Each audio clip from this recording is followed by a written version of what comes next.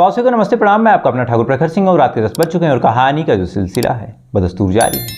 आज की कहानी शुरू करूँ उससे पहले बता दूं कि पिछले 2 दिनों से आप लोग काफ़ी पुरानी रिकॉर्डिंग वीडियो देख रहे थे। 2 दिनों से मैं बाहर था, तो उससे पहले जब मौका मिला था तो बीच बीच में मैंने बैकअप के लिए कुछ वीडियोज़ तैयार रखे थे। तो 2 दिनों से बाहर था और उन्हीं वीडियो को यूँ ही अपलोड कर देता था। इसीलिए कई लोगों के कमेंट थे, कई लोगों के इनाम थे, वो तमाम चीज़ें छूट रही थी।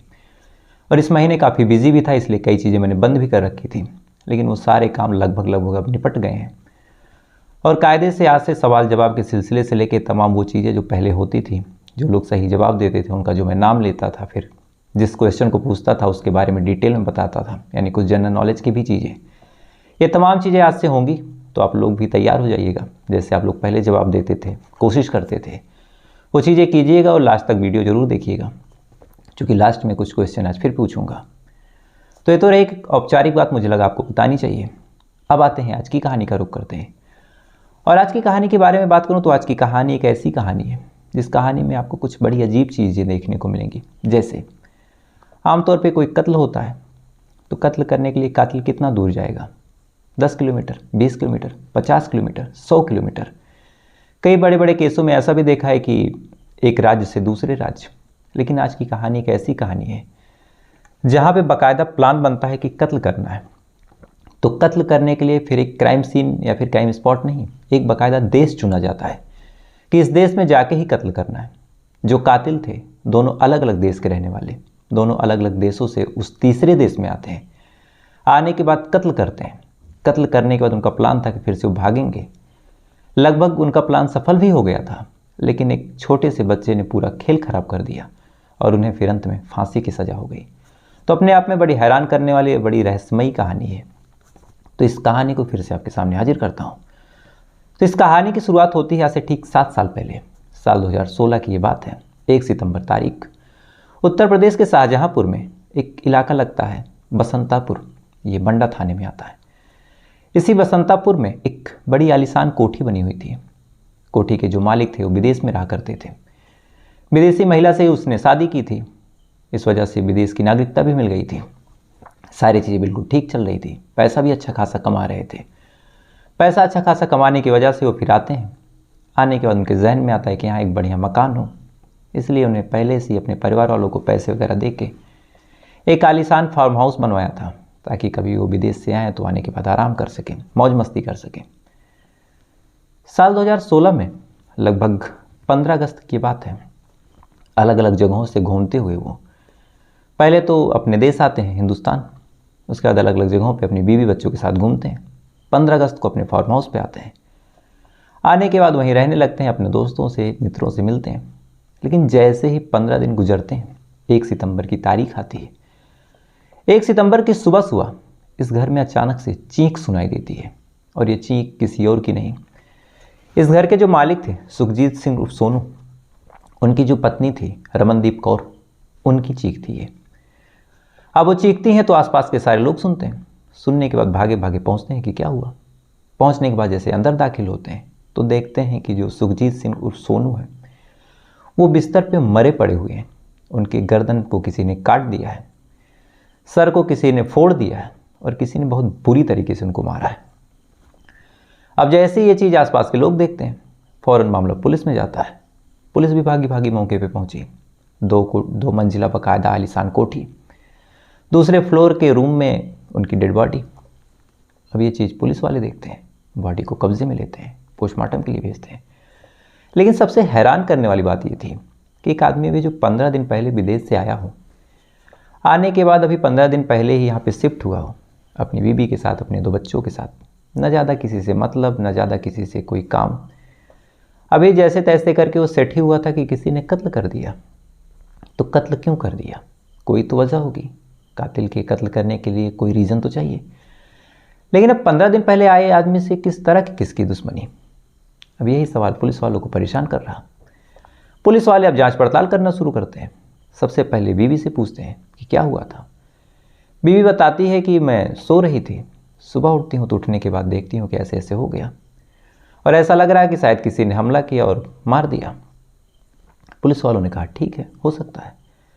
पुलिस वालों ने फिर सोचा कि चलो जो क्राइम सीन है उसको चेक कर लें कि वहाँ पे क्या क्या है, पूरा घर का माहौल कैसा है, कोई फोर्स एंट्री तो नहीं हुई थी, यानी कोई आया हो, घर का दरवाज़ा तोड़ा हो, खिड़की तोड़ी हो, ग्रिल काटा हो।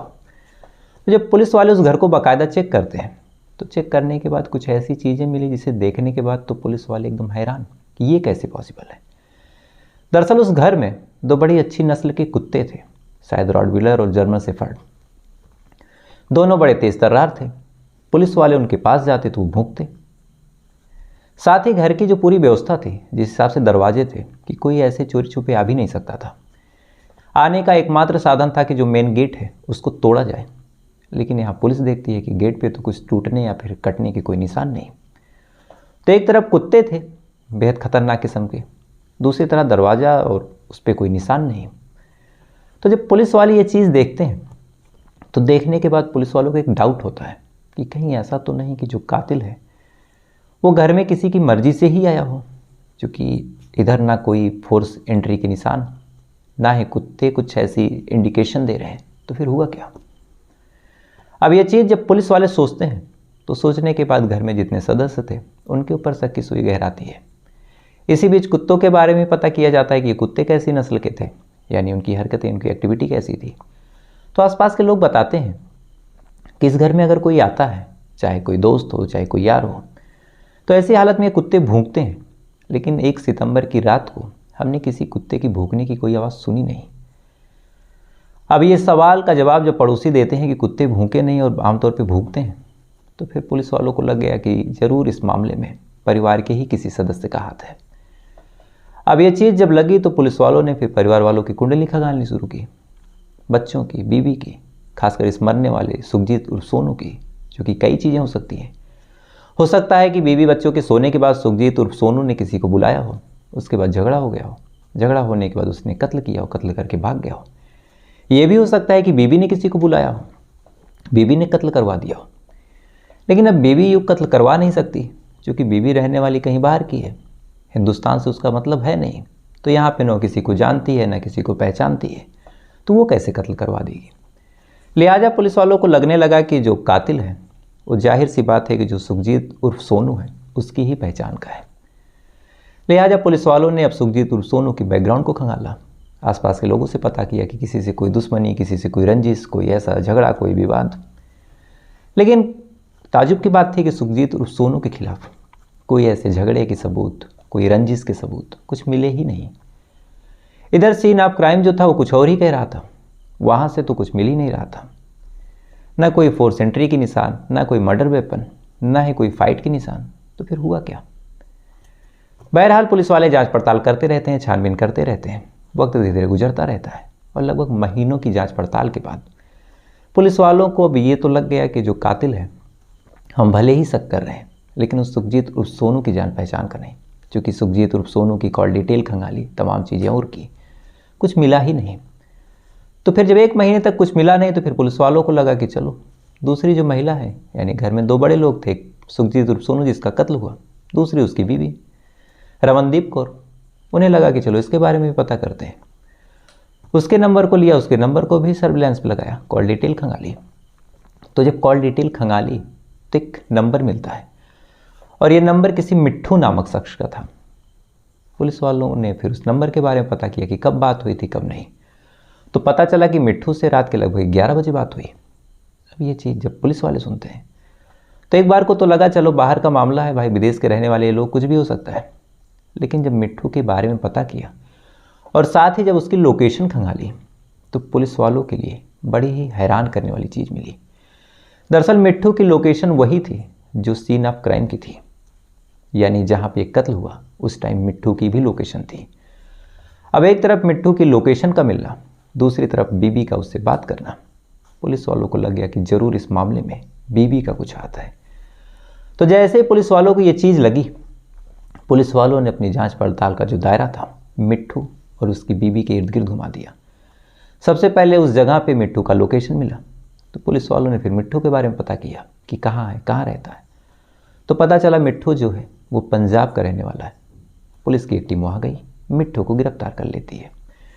अब मिट्ठू जब गिरफ्तार होता है, गिरफ्तार होने के बाद जब मिट्ठू से पूछताछ हुई तो पूछताछ में शुरुआती टाइम में कभी कहता है कि मेरा दोस्त था, मैं मिलने आ गया, कभी कहता है कि उसकी बीवी मेरी अच्छी खासी बॉन्डिंग है उससे, विदेश में हम लोग साथ में रहे, इस वजह से मैं आया था, फिर मैं चला गया।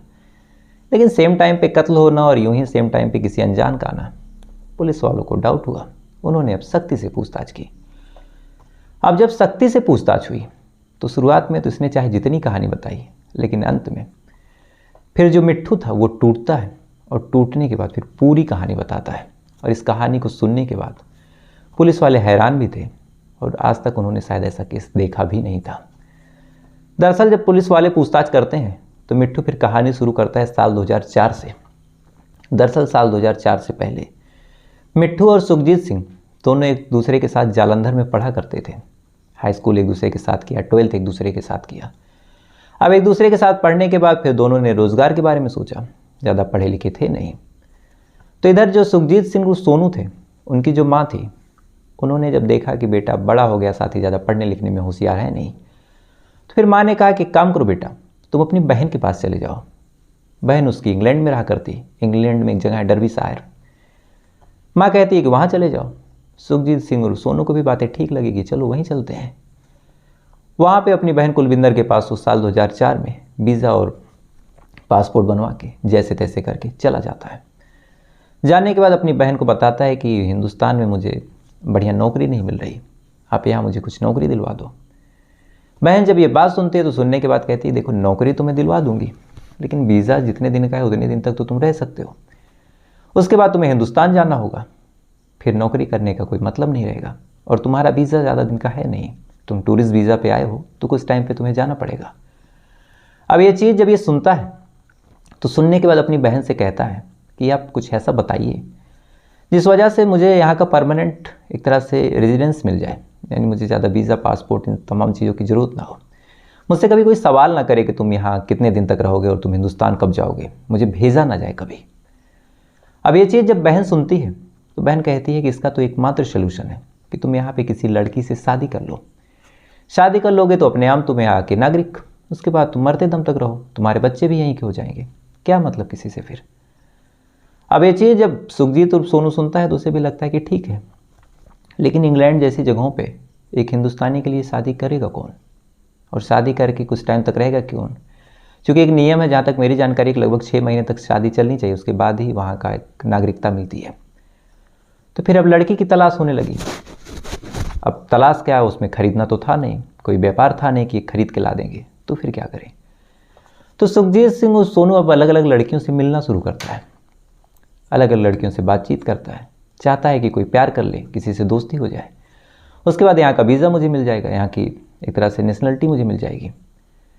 अब इसी तलाश के दौरान जब अलग अलग लड़कियों से बातचीत करता है तो इसी तलाश के दौरान इसकी मुलाकात रमनदीप कौर से होती है। इत्तेफाक से रमनदीप कौर, इसके पेरेंट्स हिंदुस्तानी थे, लेकिन वहाँ पे रहने की वजह से अभी वहाँ की नागरिक हो गई थी।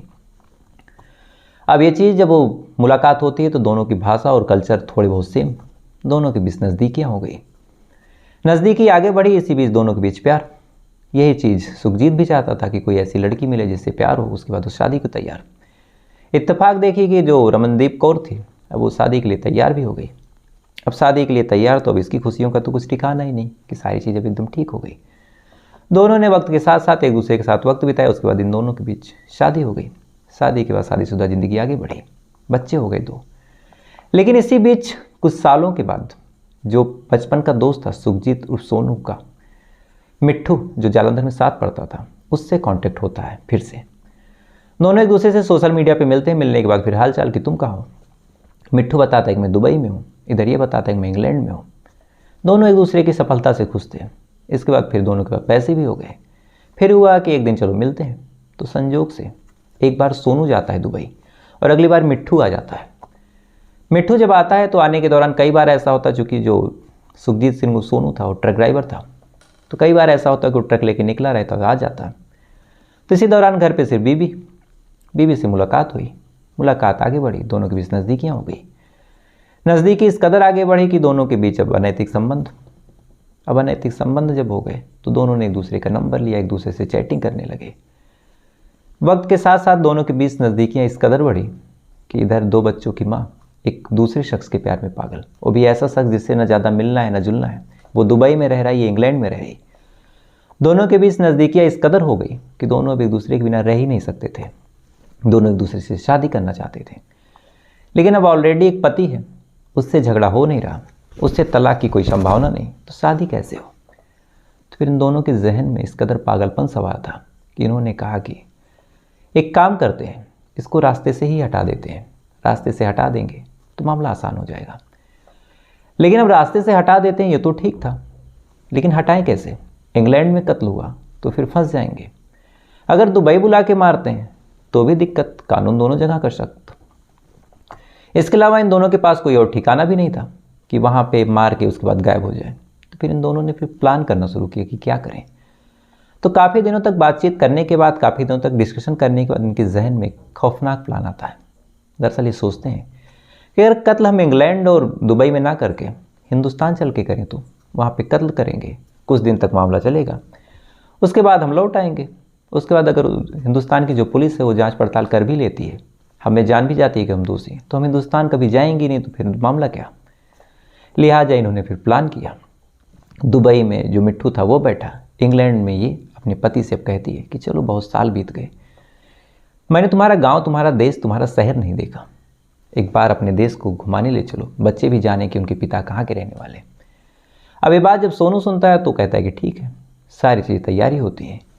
तैयारी होने के बाद ये लोग 28 जुलाई को हिंदुस्तान आ जाते हैं। 28 जुलाई को हिंदुस्तान आते हैं। उसके बाद हिंदुस्तान की अलग अलग जगहों को घूमते हैं, एक्सप्लोर करते हैं। बीवी बच्चों को सोनू घुमाता है। घुमाने के बाद 15 तारीख तक अलग अलग जगहों पे घुमाने के बाद फिर ये होता है कि चलो घर चलें। घर जाने के बाद 15 अगस्त को ये दोनों घर पहुंचते हैं बच्चों के साथ। उसके बाद अपने फार्म हाउस पे रहना शुरू करते हैं। इसी बीच अब जब सारी चीज़ें फिक्स हो गई तो फिर दुबई से मिट्ठू भी आता है। आने के बाद अब सारी चीज़ें बिल्कुल प्लान के हिसाब से चल रही हैं। डेट, तारीख, सब चीज़ फिक्स कर दी जाती है। बस इंतज़ार था उस तारीख को अमली जामा फैलाने का। प्लान बना 1 तारीख का। 1 तारीख को जो रमनदीप कौर है वो बिरयानी बनाती है। बिरयानी में नींद की दवाई मिलाती है।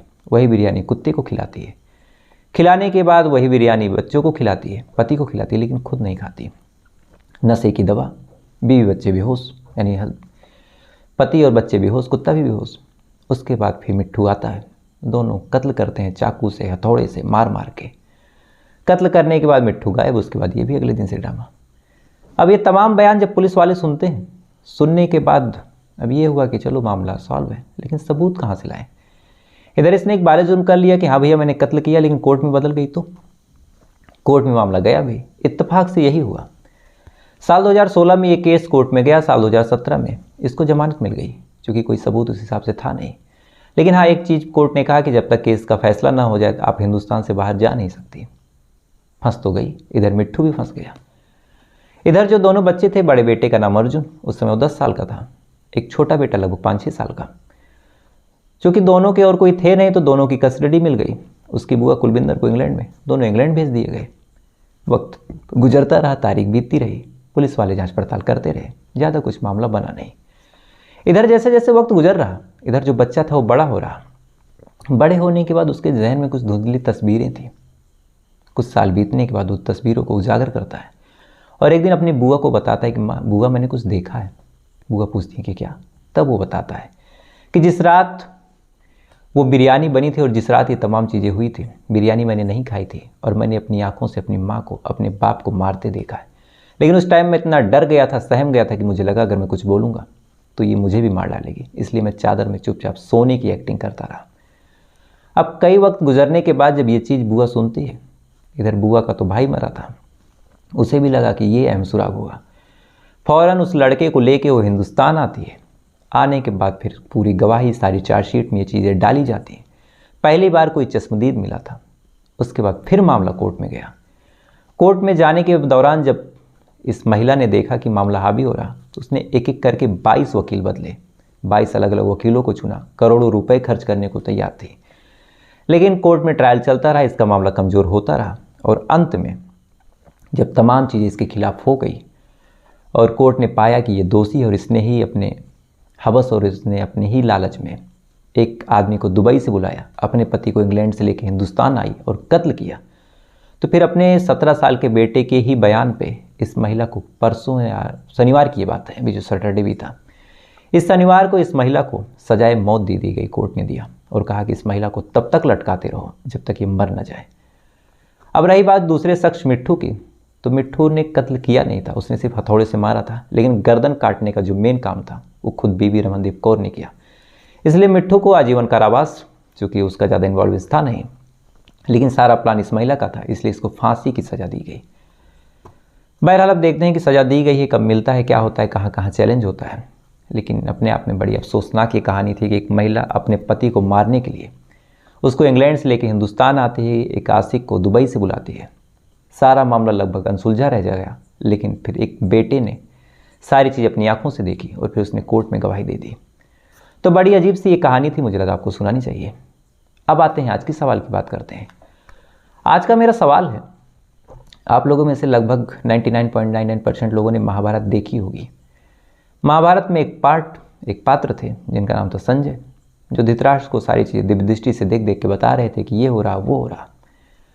तो ये दिव्य दृष्टि उनको मिली कैसे थी? क्या बचपन से थी या फिर किसी ने उनको दी तो क्यों दी, किस वजह से दी, किसी और को क्यों नहीं मिली? अगर इसके बारे में आपको कुछ पता हो तो आप कमेंट करके बताइएगा, नहीं पता हो तो कल का इंतजार कीजिएगा, कल मैं आपको बताऊंगा। साथ ही ऐसी कहानियों को सुनने के लिए, ऐसी वीडियो को देखने के लिए वीडियो को लाइक करके, चैनल को सब्सक्राइब करके अपना प्यार दीजिएगा। तो आपसे कल फिर मुलाकात होगी किसी दूसरी कहानी के साथ। तब तक अच्छे रहिएगा, खुश रहिएगा, अपना ख्याल रखिएगा, अपने देश का ख्याल रखिएगा। जय हिंद, बंदे।